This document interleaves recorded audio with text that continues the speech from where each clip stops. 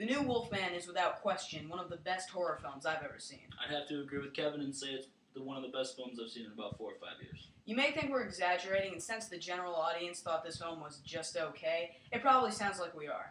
But we're not. This is just an honest opinion of what I thought was a great film. It really was amazing. So without any further rambling, this is Dan, I'm Kev, and welcome to our review of The Wolfman. Turn me up. Yeah. Perfect.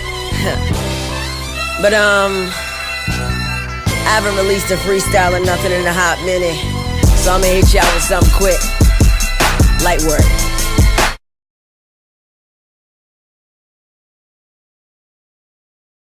As a classic horror film fan, going into this movie, I feared that they would ruin it just like they did with the other classic horror remakes. But to my surprise, they recreated this film perfectly. As far as the storyline, as you know, Dan, they basically included new scenes that set up the additional storyline, which is fantastic, that Dan's going to talk about in a second, in between recreated scenes from the original. And I think that's the way to go about, the way to go about doing it. I thought that was Definitely, because you have to respect the remake itself, but the also original film, exactly, and keep it current with a lot of the scenes, and they did the new storyline very well, I thought. So without ruining too much, we'll just basically say that the new storyline includes more characters, and allowed more characters to come into the spotlight as well. Exactly, because the original was just about Lawrence Talbot. But overall, we will give the storyline an A+. An A+.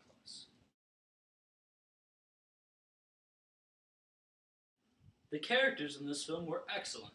They were. They did stray pretty far from the characters of the original film, which is what some feel is part of what made this film just okay and took away from it. But they updated it well, and they did the characters very modern. Yes, especially the Lawrence Talbot character. Who was, of course, played by Benicio del Toro, which is probably one of his best roles of his career. Absolutely. The second lead, of course, being played by Emily Blunt, whose beauty and acting graced the screen amazing, and it was, I don't really... it's breathtaking almost in some She scenes. was great. I was more a fan of Anthony Hopkins' character, John Talbot, as the father, because at first he seems a bit of a calm dude, just kind of explaining everything, playing that settled, laid-back character who's also kind of creepy, gets creepier towards the end. I just thought it was great. Overall, the stellar cast filled with stars, we'd have to give it an A+. I'd have to give it an A+, yeah.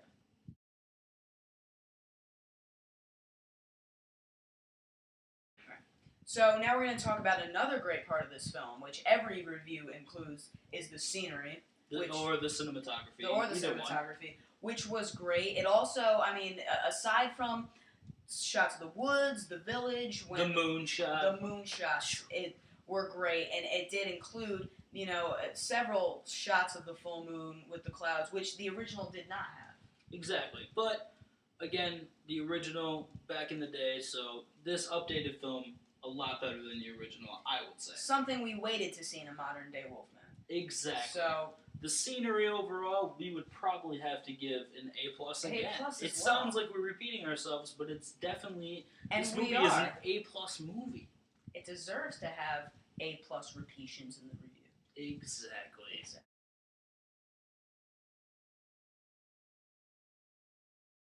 The ending is probably the best part of the film, I would say.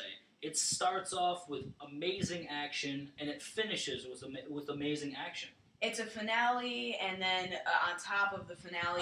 finale! Finale after finale. How can you go wrong when a film has 2 finales? Exactly, and then kind of mellows down to a more dramatic scene. A more sad scene. Exactly. But without ruining the movie. We can't ruin it, but it was... I thought it was a great way to end the film. And, of course, ending again, repeatedly saying this, A+. A+.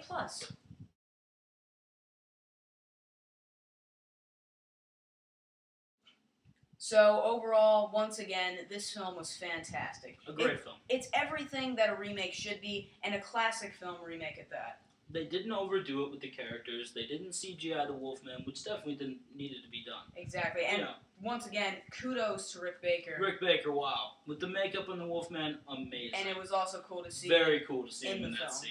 Definitely very cool. It was great. I mean, it just seems like it was a classic horror film, a modern day classic horror film with enough killing sequences and gore to keep it modern.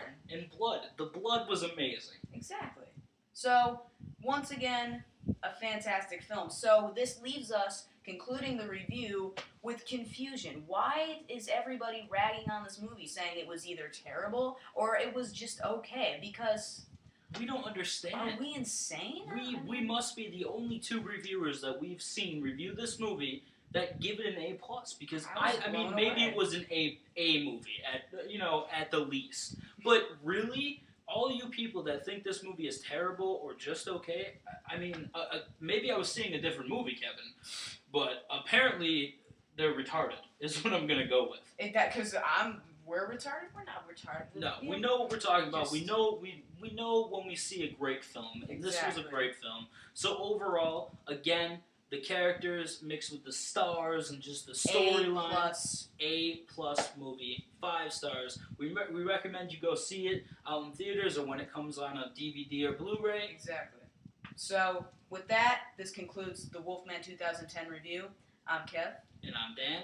And thanks for watching Do It Dan Reviews.